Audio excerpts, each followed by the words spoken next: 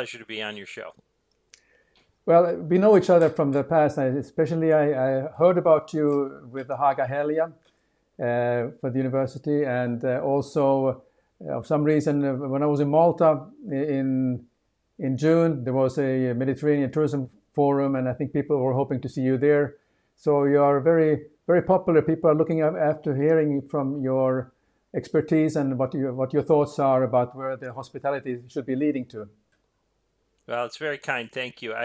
I'm for some reason I have some wonderful friends in Finland, and I'm very fortunate in that regard. And over the years, I've had the pleasure of visiting Helsinki several times and working with Haaga-Helia University. And yes, that conference in Malta was kind enough to reach out to me to see if I might be available to join them.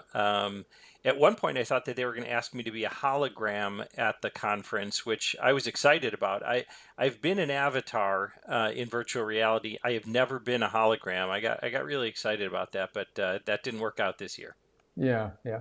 I think it's going to be every year, so I'm sure they will reach out to you again. I think it was a very good event in Malta this year, and there's always a very different focus on each year, and I think the effort is to come to bring Mediterranean as one, not in Africa or Europe, but actually to bring the Mediterranean together. So it could be a very interesting opportunity considering of looking at the Hotel of Tomorrow project and also what you are doing. Well, look, this is a global initiative. We're going to talk a little bit about what we've been doing with the Hotel of Tomorrow project. But as you know, Sam-Erik, the world is more connected than it's ever been, and frankly, I think that's a great thing. And we've all just been through this pandemic together. I say it as if it's in our rearview mirror, as if it's really behind us. Of course, it is not fully behind us yet, but it does feel like the worst of what we've been through is behind us. And it was a shared experience. And part of what the Hotel of Tomorrow project aimed to do was bring people together, regardless of where they were. And that's, of course, how you and I had the pleasure of getting to know one another. Yes, absolutely. Yeah, I feel the same with you. I mean, of course, I'm still cautious, and many of my friends are still cautious, considering that what we went through the last couple of years with COVID and so on. One thing which is a positive thing, we are washing our hands and keeping a little bit of a distance and making sure we have the sanitizer with us. I still have my sanitizer with me wherever I go. So I think that's those two things. I mean, I wash hand, of course, all the time, but the sanitizer bottle is always with me despite of this, and I think it will remain with me for a long, long time. Well, I can't resist a Finnish joke there, Sam-Erik, which is that the Finns have always been good about distancing themselves a little bit, far better than the Americans. Yeah, you're absolutely right. You just watched at the bus terminal, people are standing in line waiting for the bus or the tram or whatnot. So yeah, that's the culture. We don't want to disturb each other too much, I guess. But we like to talk very loud on the mobile phone. That doesn't bother us anymore. But Well, we anyway, do I that think here in America as well. let's get to what we're here to talk about. Besides that, we know each other from the past, and also your relation to Finland, which I'm very very proud of that you are. But what has connected us also is that we're both in the same think tank, and I learned more of what you're doing with the Hotel of Tomorrow project, which is, I think, a fascinating initiative. And is this something that you have developed over the years? So can you just help us to understand what the Hotel of Tomorrow project is about and how it got started? Sure. So, thank you. It's a global think tank. It was started back in 2004. It includes people from the hotel brands, owners, operators, designers, architects, and students. Um, we have sponsor companies now. We've grown over time to be several hundred people who are participating. And those participants come from various parts of the hotel industry and most importantly, perhaps from outside the hotel industry as well. Um, there are very large brands involved, like Meta, for example, formerly Facebook, NVIDIA, a huge tech company, Hilton, IHG, and Marriott are all involved. And then there have been some other brands involved. Citizen M is involved, Four Seasons is involved. So gratefully, there have been a lot of hotel brands that see value in what we're doing. There are also manufacturer companies, like large global companies like Milliken Flooring and Kohler, Williams Sonoma. We have the American Hotel and Lodging Association as sponsor participants. And then there are a bunch of smaller companies that are kind of tech startups like Lively or MindClick, which is a fascinating company focused on sustainability and monitoring the carbon footprint of all of the products that go into hotels and come out of hotels. Um, and we also have universities from around the world. We talked about Hagahalia University previously, but we also have Institut Paul-Bocuse and EM Lyon from France. We have Hotel School The Hague, EHL, and Breda University from the Netherlands, and we have Cornell University here in the US. Now, there were also some other universities like Ohio State University who participated, and we appreciate those people from the universities that also brought their perspective, which is critically important, honestly, to have an emerging kind of future leader, or a series of future leaders, giving their opinions of what's most important to the future. So, so you have this large group of people. You have a couple hundred people. You have these large corporations that have a vested interest in the future, whether they're hotel brands, owners, operators, designers, etc.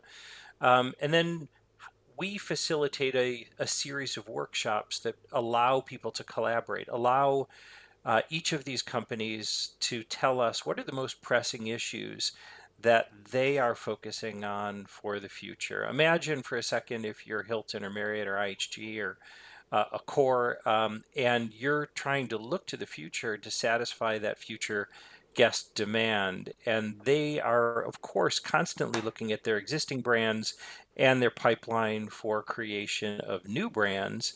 And they need to look 5, 10 plus years out. So we facilitate a series of online synchronous and asynchronous workshops.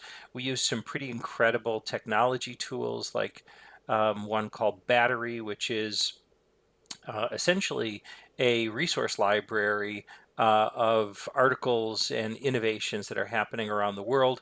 And we bring all of these things to the attention of our participants so they can be more aware that, oh, in retail in this part of the world, or in housing in this part of the world, someone is doing something, or there's lots of innovation that's happening constantly around us that it's very hard to know what we should be paying attention to. So the HOT project or Hotel Tomorrow project is meant to bring to the surface a lot of these innovations and ideas, and then give the proper consideration to how might we in hospitality integrate some of that thinking into our future projects. And then lastly, um, as you and I were just chatting about, we've been going through a pandemic, so we needed to bring people together virtually. And again, it's a global initiative, so it's much less expensive to get on a video call. But we wanted to kind of test this idea of what the future of meetings might look like. We don't want to just talk about what the future might be. We wanted to experience it ourselves.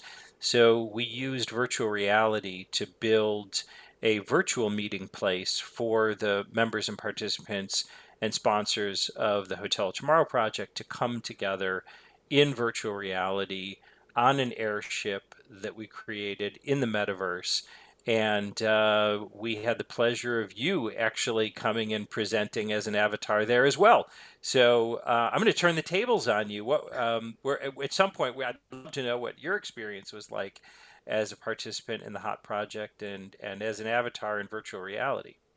Well, I think I'm actually fascinated about innovation and technology. And even though I'm born and brought up in the analog era, I think that's something I don't relate to so much anymore. I'm always curious and keen to see what are the new things that's coming up, and testing these things, and being on a spaceship, and in a VR environment. I thought it was very, very fascinating.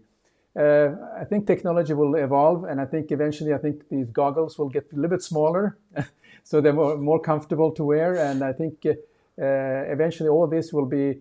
I think it's a process and a progress that we are moving into, and we're looking. If somebody's watching this discussion 10 years from now, and they say, "Oh, why they were in big goggles at that time? Is that really?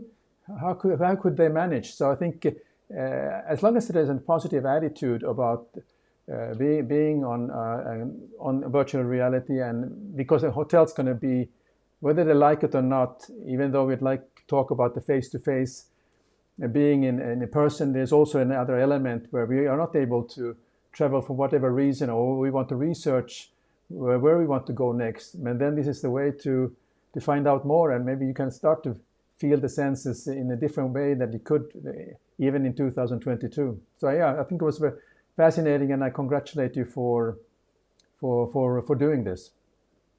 Thank you. It was a very ambitious project. Ambitious is code word for crazy. And there were a lot of incredible people that supported this effort. So I would be remiss if I didn't stop for a moment and say thank you to you. Thank you to all of the sponsor companies and the members and participants and my team here at the Gettys Group in Chicago for their support. It does take some courage to be trying new things. And this was definitely an opportunity to try new things, but it was new, as I say, it was a bit of an experiment and an experience for everyone involved. Yeah, I mean, hotels are notoriously known for being behind the curve. So I'm curious about seeing how you see how you see the hotels picking up on all these fantastic initiatives that you're bringing to the table, or actually taking it a step further and implementing what is technologically possible. What's your thoughts on that? Well, well, you raise a great point, which is how does innovation actually find its way into the hospitality industry? And I believe that for now it's been happening kind of project by project, client by client, brand by brand, and it takes some ambition and courage and commitment to innovation to even try new things. The hotel industry, as you and I know, is fraught with challenges. You're dealing with a perishable inventory. You're dealing with investors who have high expectations of return on investment. And oftentimes we find more conservative capital finding its way into hotel investments. I say that with all due respect. We're hotel developers ourselves. And so taking a risk of integrating new ideas, new technologies, it's often expensive, not just in the initial capital outlay, but in the maintenance and also the human capital required in order to kind of, integrate and then test and refine some of those solutions. Um, so, it is one of the reasons why we started the Hotel of Tomorrow. Actually, I described what it was and a little bit about how we did it, but maybe I'll take a moment to tell you why we started the Hotel of Tomorrow project overall. And it was because there was there's a realization that our industry is really siloed. I know that's a very overused term, but the truth is that these hotel brands are incubating ideas. They're just doing it in their own basements. And for those of you who have been in Marriott's basement in Bethesda, they have an experimental lab where they're testing new ideas and creating new brands. And I've had the pleasure of working with the major brands on new brand innovation, and I think it's incredibly important and wonderful that they are. But the industry requires some cross collaboration. If we're all facing some of the same problems around sustainability or around sanitization and protocols, um, take something like contact tracing, for example, which I'm jumping ahead as I relate to some of the challenges that we're facing here. But to know where people have actually been in a hotel and the surfaces that might need to be cleaned and maintained, this is complex software required, and you need sensors to know where people are. You need systems that can track that. You need people that can go clean in those areas. And then in the event that there is some kind of outbreak, you need to be able to analyze that data and go backwards and contact the guests that may have been exposed in those places. Well, that isn't a problem, frankly, that is going to be solved at a brand level. Uh, and it may be solved at a technology level that is way beyond hospitality. But do we, as brand creators, reach for outsiders beyond our own industry to help us solve these complex problems? And the answer is not all the time. So we're facing problems we've never had to wrestle with before. You know, Sam-Erik, I remember post 9/11 here in America, the conversation around security became a critical one on the hotel projects that we were working on, and we were asked questions about metal detectors and cameras and face recognition software and all kinds of ways of integrating additional security. And there were cost issues associated with it, but there were also kind of personal privacy issues that we were dealing with for the first time. We're not trained as architects and designers and branding people. We're not trained in security. We're not trained in healthcare, in sanitization. So we need to bring in people from outside our industry and make them part of the conversation. And another thing I'll tell you is, and I had the pleasure of working on a very complex brand for the development of a brand, the Tempo brand for Hilton. And I applaud them for being willing to bring manufacturers into the process of designing the brand. Because when we say, for example, that we need to integrate antimicrobial or antibacterial materials into horizontal surfaces in a guest room or vertical surfaces in a bathroom, um, those are problems that the manufacturers are wrestling with right now. So we need to be able to bring them into the conversation, tell us what's available, understand the cost benefit analysis, and then as we look to create new hotel solutions or hospitality solutions, we understand what the repercussions are. Um, so back to my long-winded answer to why we started it. I mean, part of it is because we're siloed in the industry. Part of it is that there are people who should be in the conversation that just aren't invited often to participate in the conversation. Part of it is we're again facing questions we don't have answers to, so we need expertise. Um, and we also are seeing something that I'm sure you're seeing. I'm certainly seeing it with my students at Haga and at Institute Public Q's, which is they're sensitive to the way that real estate is utilized. They think that hospitality should be part of a solution, not a complete solution. How do we integrate healthcare, higher education, multifamily, office, retail into a single building? And there are a lot of buildings out there in certain categories, such as retail, that have high vacancy rates. How do we look for a kind of a multi-dimensional solution for the highest and best use of that real estate? And then lastly, the reason why we started it is because frankly, we enjoy the process of exploration and discovery. Yeah, And um, so for all those reasons, we decided it would be a good idea to bring people together and talk about the future. very good. Um, I have some slides from the project. Would you like to share some of the themes and challenges that the participants focused on? Yeah, I'd love to. Thanks. Yeah. So Um, I'll set this up as we go.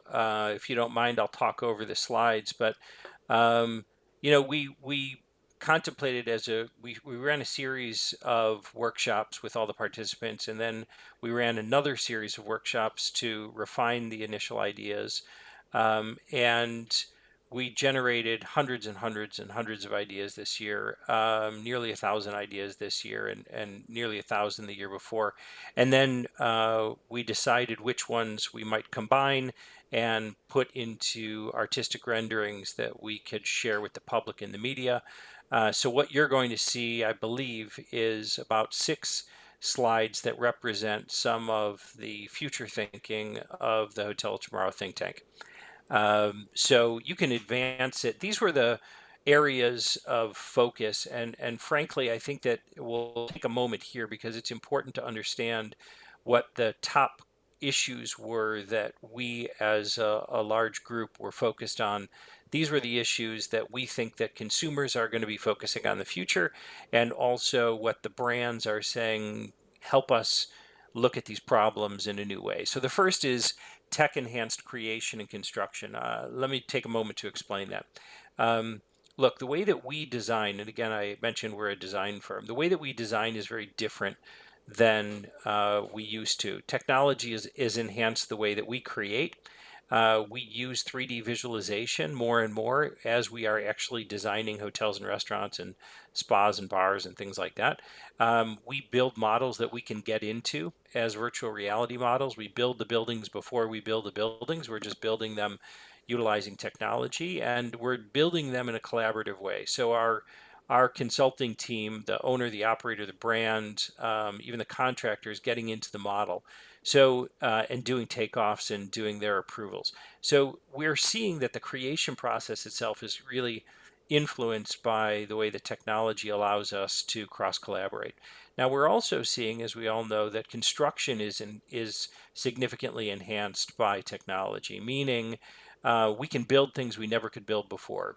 We have machinery that is smart enough now to be able to take these files and 3D print from those files, for example, or laser cut and produce single elements that are for use on a single project rather than mass production.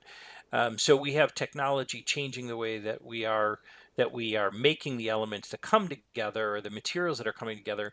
But we also have new ways of constructing them. Think about prefabrication and modular construction, which leads to faster production and less waste.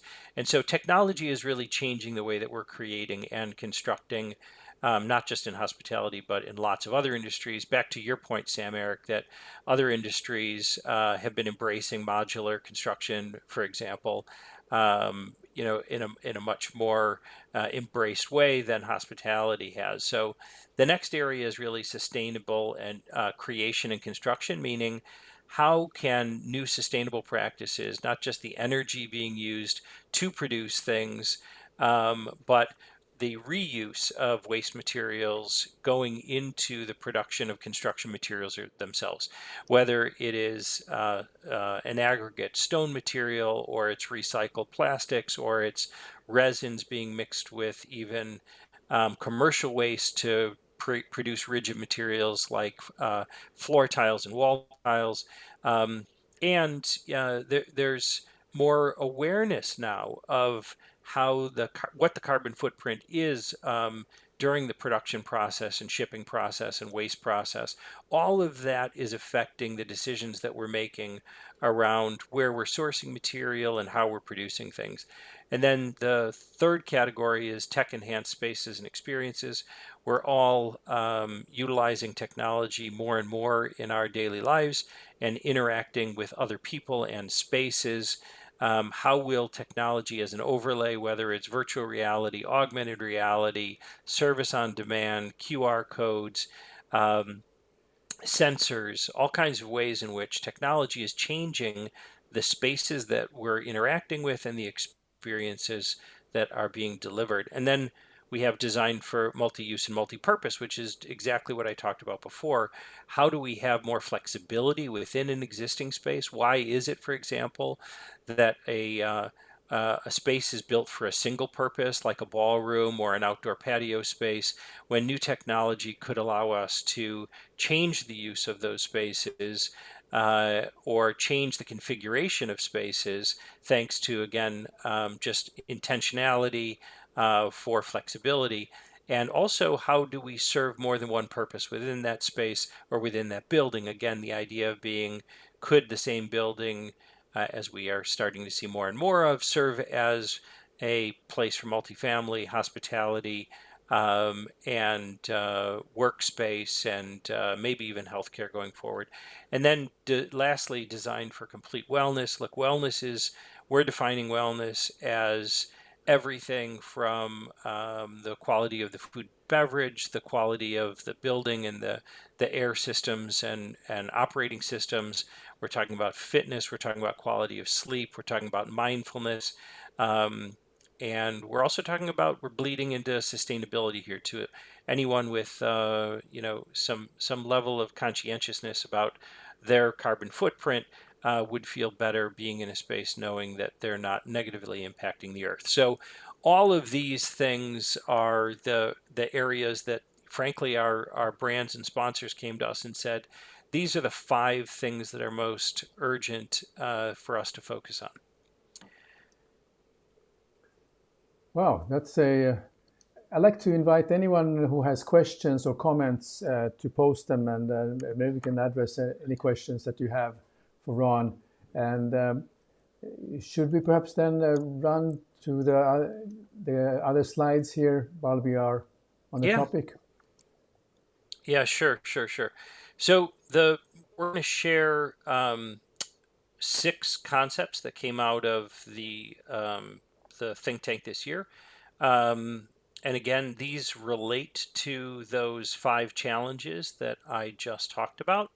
But they're all combining, addressing more than one problem at once, because we didn't want single solutions associated with single problems. So I'll just quickly describe the concept name, and then we'll have some imagery, I believe, to support the ideas.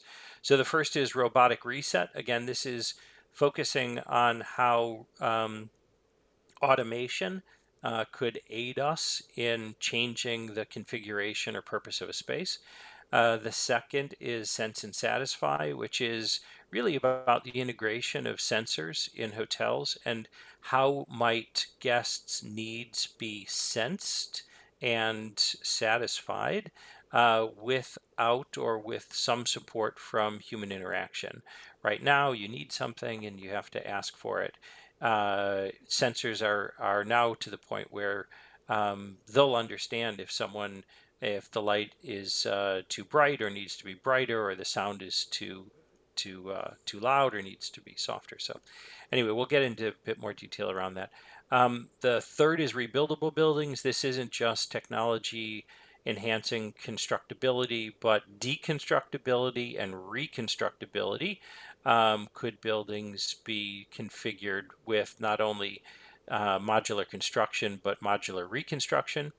The fourth is restorative resorts. Could hotels actually make you feel better than when you arrived? I know that's one that you're passionate about.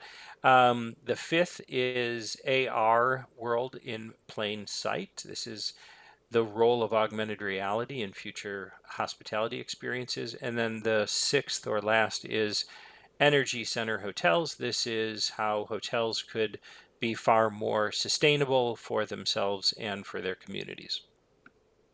Okay, this is every single thing is so exciting here where we are moving, and then Yeah, you have already yeah. here a slide of a room, right?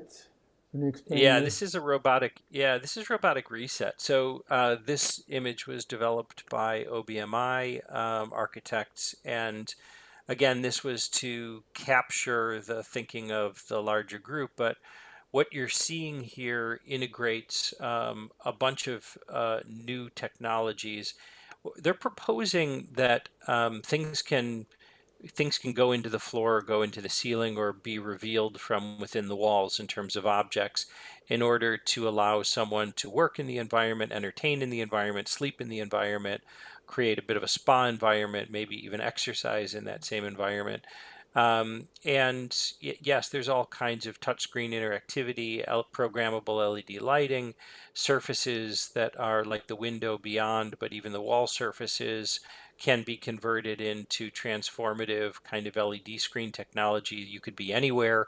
The belief here is that hotel guest rooms are fixed right now, right? That too much of the way that rooms are designed is in a immobile state. We have things that occupy a lot of floor space, like beds, for example, that perhaps could be more flexible than that. And we're seeing all kinds of new technologies where beds are rising into ceilings, revealing sofas underneath. And that's a great example, actually, of the kind of flexibility that we're talking about. Right. So, um, this image was meant to also convey kind of an environment that is programmable, but allows for a level of rest and wellness and reset, where it really can make you feel better as a bit of a destination in its own right, that has some restorative capabilities. So that's what we're looking at here. All kinds of things move, and again, it's a bit of a futuristic vision. That's part of what we're trying to do, but it's also you know familiar and sci-fi at the same time. Yeah, I like this concept. I mean, in a sense that hotels have thought about this for the longest time, but the solutions were very basic. I mean, uh, just an anecdote. I was for my graduation from UNLV. I did a project for what vision was for a hotel, airport hotel in San Diego, and the idea was that you have a hotel room which then can, and this was for the road warriors, the business travelers who came to present their products, and the idea was that they will use in the daytime for meetings and to displaying their products, and then in the nighttime it turns to their bedroom. And my analog solution was a psycho bed that came down from the wall. So I mean, we have. I think the thinking has been going on for a long time, but now we are taking it really to a level over for 30 years later, where we are looking at changing the mood and the atmosphere, and in a uh, very seamless way, if I may say so. Yeah, well, so let's talk for a moment about why some of that is now possible. Um, we have more affordability as it relates to the systems that are required in order to automate some of that. We have new materials that are being manufactured that are lightweight and strong. We have a overpopulation in some areas, so there's actually a commercial need in some, for example, Far Eastern countries like Japan, where space is, at a premium. There needs to be innovative solutions for use of space, and that's driving certain things. And then you're seeing companies like IKEA. Sorry to give a shout out to a Swedish company on a Finnish show, but you're seeing companies like IKEA invest in technology innovation for moving wall partitions and integrating bed surfaces and storage solutions. So when you're seeing things at a commercial residential scale, that becomes something that will find its way into people's homes. And if it's in people's homes, it becomes an expectation that they'll find it in hospitality. So sometimes it flows the other way around, where people want a premium bed experience and they buy the heavenly bed to have in their own home. And that's the bed developed by W Hotels, now a Marriott product. Um, and other times it flows the other way, where people are looking for the comforts of home in their hospitality experience. And I just want to build on that for 1 second, Sam-Erik, which is, if we don't give guests a reason to travel and stay at our hotels, they may not come, especially if we can have these kinds of conversations remotely. So, what does that mean? It means that the hospitality owner operator has to have a compelling enough offer that it's worthwhile to make that trip, often a trip that's riddled with challenges, to go experience a place or spend time face to face. So there is a driver for innovation and refinement of enhanced guest experiences just because the world has changed as a result of the pandemic. So I just wanted to underscore that. So sometimes when we talk about the future as part of the Hotel Tomorrow project or elsewhere, it's easy to lose sight of the present and all of the problems we're seeking to solve in those future solutions are all growing out of present problems. Yeah. I mean, it just reminds me of however the big buzzword is sustainability. Turns out that according to booking.com, close to 90% of people in their survey say that they want to travel sustainable way, but of course in reality it doesn't happen that. And also companies and the CEOs are of the companies are saying that they are green, they are sustainable, but and the operation is sustainable. But when it comes to the crunch, it's in some cases a greenwash discussion rather than in reality. So I think the customer will choose with their wallet if the company is true to what they are saying, and this has to be verified and has to be develop the trust between the customer and the hotel. I just thought I'd throw this side note. No, I love that you went there.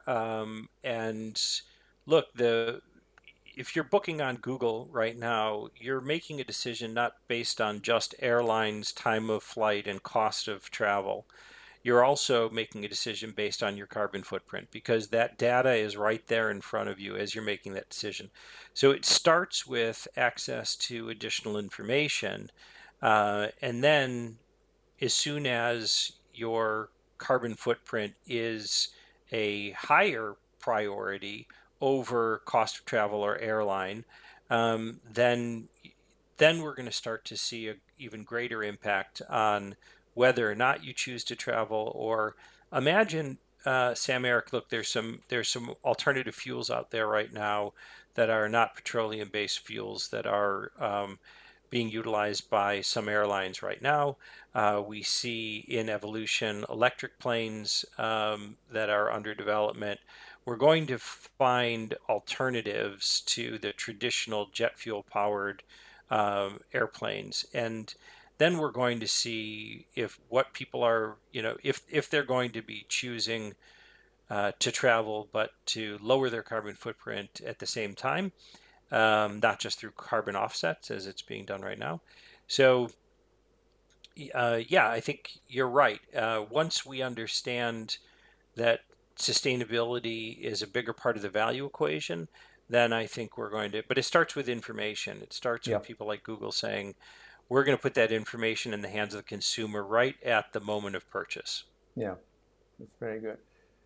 All right, should we take a look at the rest of the slides here? The robotic reset.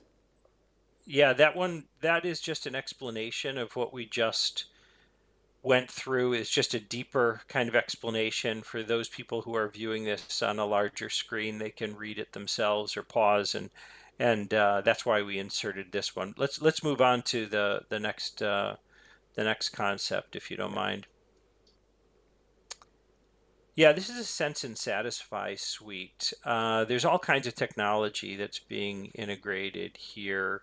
On the far left, we have someone who is utilizing the kitchen in the suite to prepare a meal, but it's aided by some advanced technology, some AI technology that will allow the person cooking the meal to understand what can be done with the available ingredients and the cook times to satisfy the different people who are in the suite that are going to be enjoying the meal together.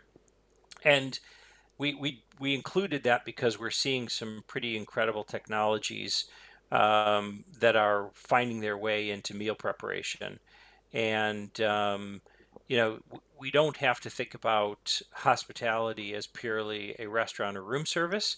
We believe, particularly in a post-pandemic world and with the advent of more technology, the notion of being able to prepare your own meal might be even more appealing. And there's some great technologies that allow for the cooking or heating, and as well as technologies that can help in the menu planning.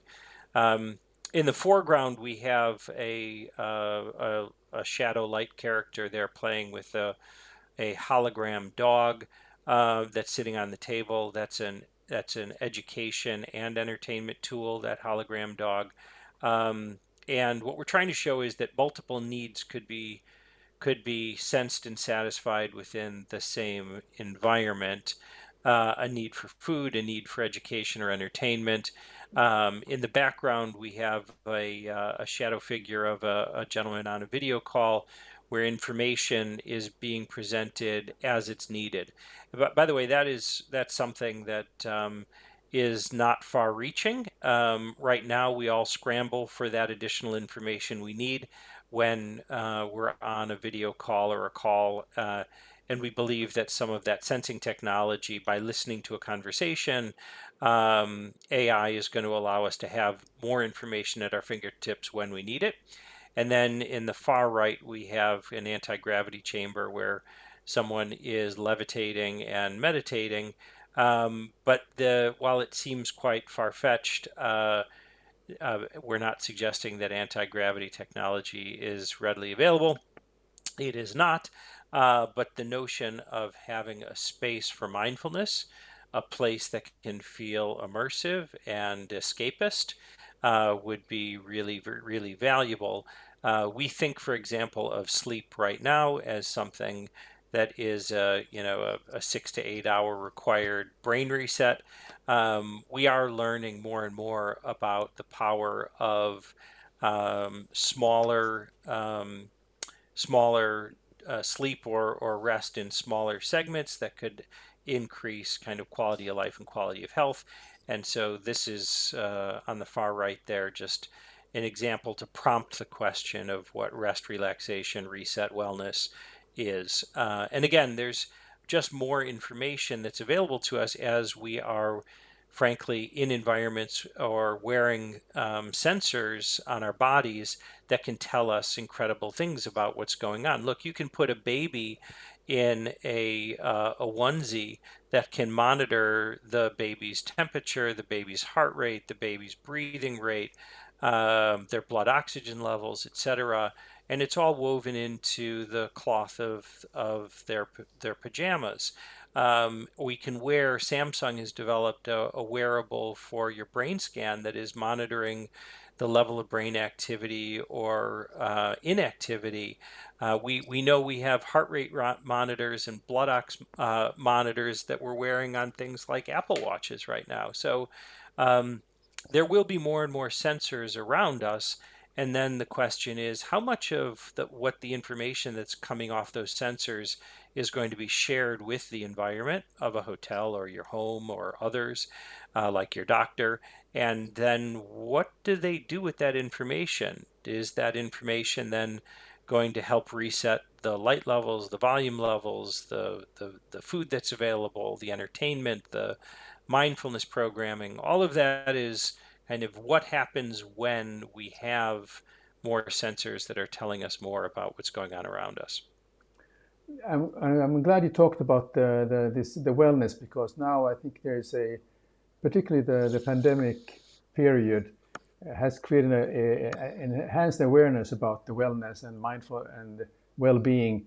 And I think the spas are evolving from the traditional massage to something much more than that. It's become almost like a human design clinic in the future, where you can something more will happen there, where you're going there to not only rejuvenate. It's not going to that nip and tuck, but something more that you are your mind, but also that you are the skincare is getting much better, the products are getting better, and you come out as a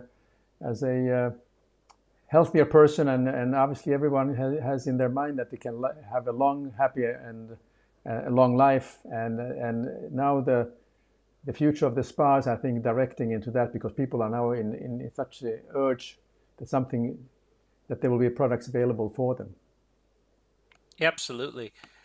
Quick shout out for the Lolu Spa there in Helsinki. I mean, that's a great example of an immersive environment that is a full experience where you can enjoy the sauna and also enjoy the restaurant and bar and also enjoy the view of the water. And we're going to see that kind of um, transformative travel is what we call it, available more and more. Again, let's go back to that point.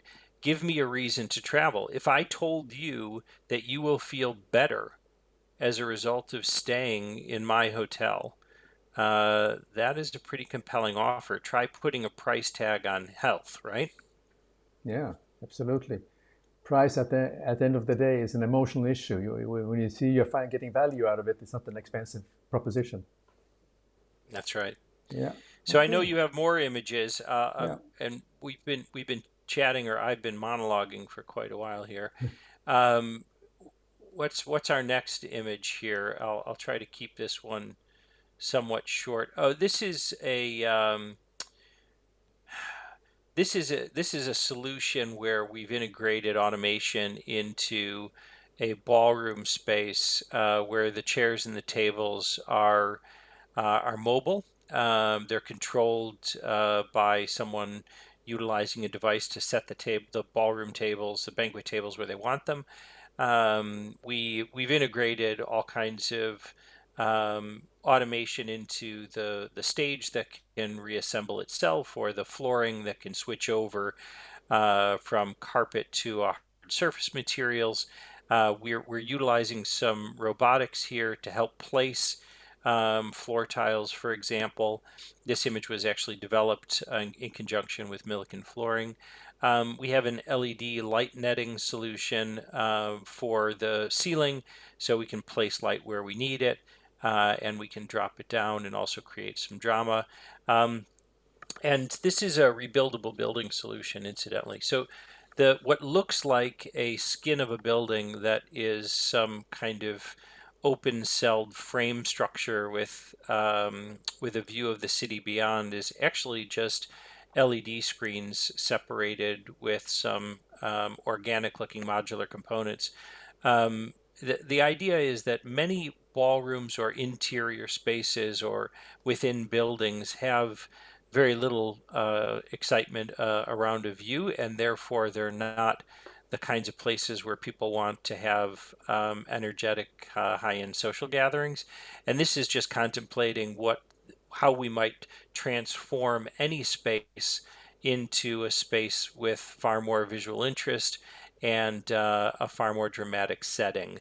We're also doing some interesting things with some suspended holography for these green kind of shapes that are floating above the tables are actually some floating screens.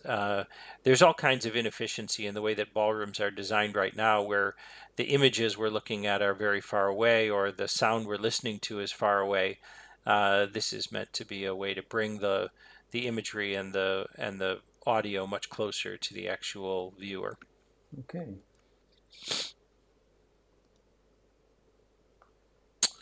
This is a pod concept. Look, we're seeing this huge spike in interest in alternative lodging right now. People want to experience a different kind of lodging experience. It could be in a tree house, or it could be under canvas. It could be in more remote cabins. Something as an alternative to the more traditional kind of hotel environment. And oftentimes the we're seeing a demand for clusters of that kind of lodging, so you can experience this as part of a larger group.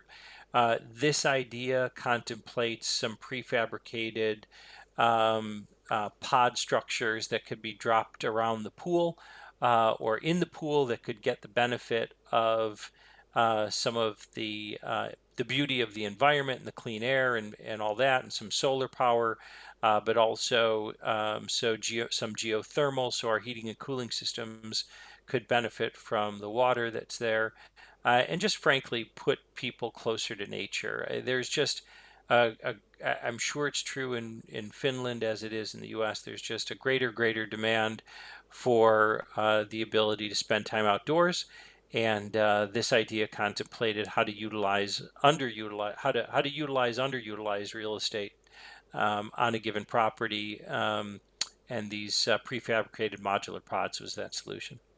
Is that something that has come up because of this pandemic period, or was it, I mean, the idea of that you're just describing, or is it something that came? Yeah, well, the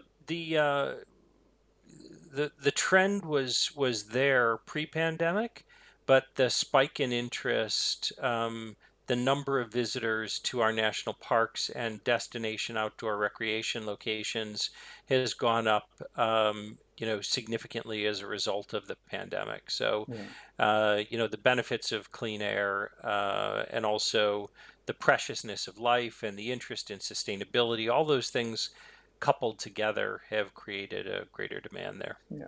Yeah, I also have to give a shout out to Studio Puisto because Studio Puisto created this space of mind, these 10 square meter small cabins, which you can place on the top of a rock, or you can put them in a very isolated area. So this micro hospitality concept has been now particularly growing, and I think this is an area which uh, young entrepreneurs, couples who want to uh, get excited about changing a career and start their own little resort, using these small cabins to develop into an experience for travelers. And it's something that we have seen.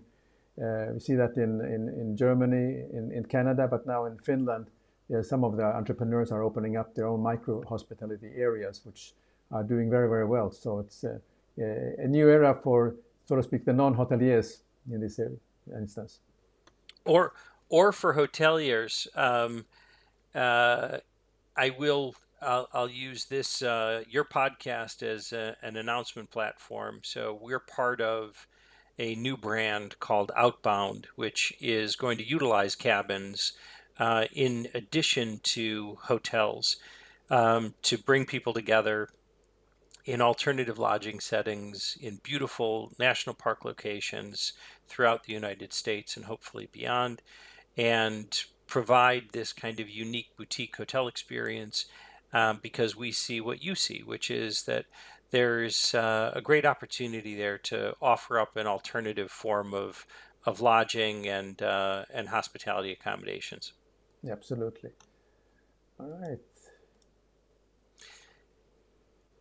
What else did I give you? Oh, this is the AR world in plain sight. This is augmented reality overlay.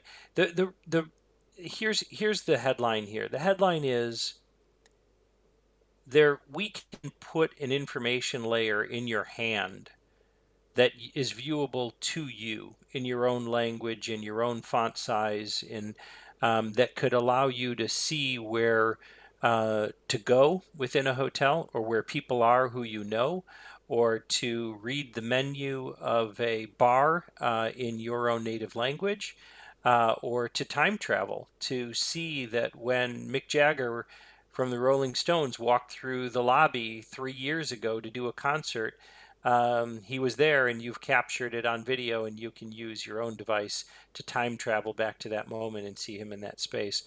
Um, so, so we think that there's this whole beautiful opportunity for an augmented reality overlay of information, and the hospitality experience then on property could be far different than it is now. Yeah. And I'm not even getting into like advertising capabilities and everything Mm. else, but there's all kinds of ways in which we could extend information and hospitality and service directly to people through some form of augmented reality. And then Okay. I think I have one more image to share, and I'll try to keep that one brief. Um, yeah, this image was done by my good friend Kevin Richards, and This is a power center hotel.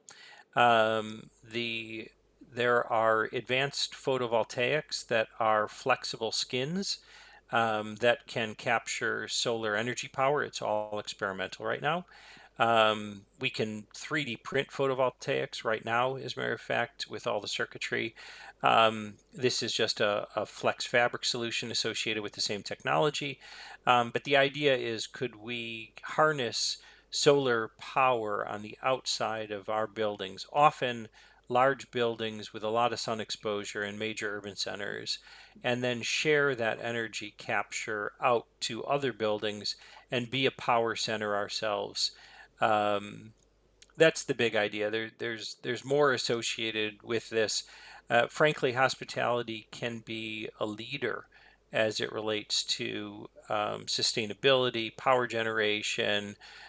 Can be a leader in diversity, equity, and inclusion. Can be a leader in helping lift up the people in our communities that might need a little more help. Hospitality attracts a level of people who are eager to serve and to extend their graciousness to better the world. And we feel the responsibility with Hotel Tomorrow to make sure that we are giving examples of ideas of a future vision that is a more fair and just and sustainable world. Oh, terrific. Very good. We got excellent presentation. Thanks for sharing this. And if there is anyone who has a comment or question, just post them. We will address them. Otherwise, we can make sure we forward these comments to you separately as the people have a chance to digest this wealth of information you are sharing.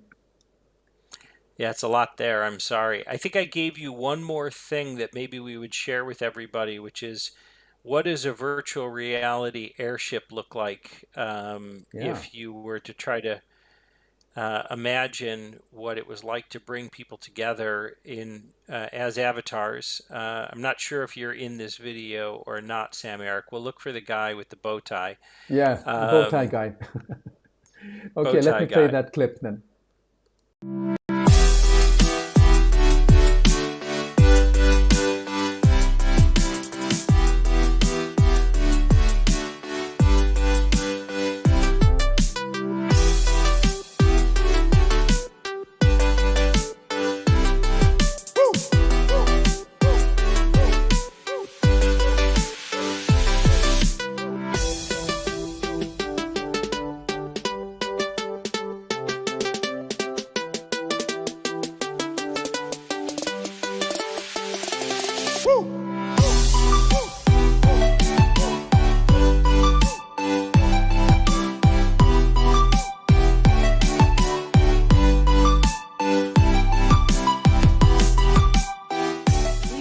In a virtual experience. What I love about this is it connects us in this fanciful type of way, right? I think it's going to take a little bit of us getting used to, but also I think this is the start of how can we create these immersive experiences that connect us back to a community.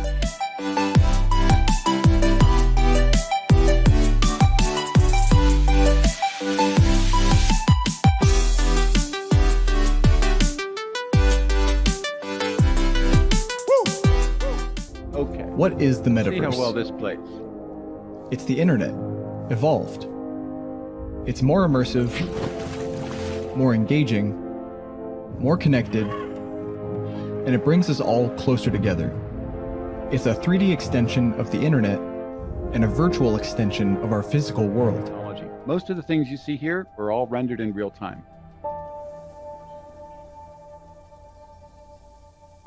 And note the different simulations that you see taking place. The water, the waves, the bouncing of the ball, things like that. All of these are properties that have to be behaved and understood in these virtual worlds.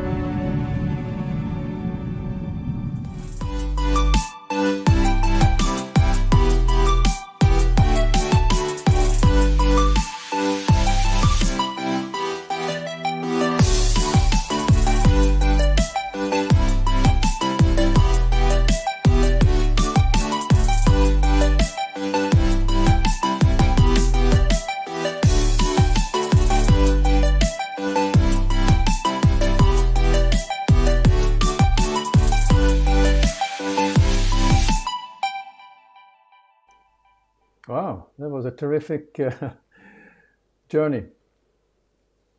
Yeah, thanks. Sorry that it was a bit jumpy for those people who were trying to follow along. Maybe there's a way that they can view it themselves that where it isn't jumpy. But it was an incredible. Incredible process to create a series of events, and we created 6 events inside that airship with everyone coming and being together and seeing some incredible presenters. And it's also odd that you're in this kind of flat. Uh, in order to make the airship work, it ends up being kind of low res environment. But then we put up these high res videos, like you just saw from NVIDIA, using technology that now Pixar licenses from them. And it's kind of mind blowing because now you're in a low res world looking at a high res video. But anyway, I know we're out of time. I want to thank you for the opportunity to be on your show and to share some of what we've been working on. And we'd welcome the opportunity to continue to collaborate with you and others in the industry. I don't know where the Hotel of Tomorrow goes next. We are working on the next series of events in virtual reality in that airship right now. Don't know when that'll be, but you can find out more at hotel-of-tomorrow.com or follow us on Instagram. We haven't been actively posting lately, but when there is something to share, we will. Well, Ron, thank you very much. It was really a great hour and a few minutes that we have spent together, and particularly I'm glad we had a chance to discuss this very exciting project that you've been working on. But I'd also like to thank all the live viewers who have joined us today, and the replay viewers. Thank you very much for looking at our episode, and also this episode is available in a week's time as a podcast. So if you go to your favorite podcast provider and go to the Social Hotelier, you can check out this episode. So with these words, Ron, it's been great seeing you, and let's stay in touch. I'm looking forward to seeing you in the spaceship again. Yeah, me too. Or invite me back to Helsinki or Malta, and I'll see you there. We'll do that first. Okay.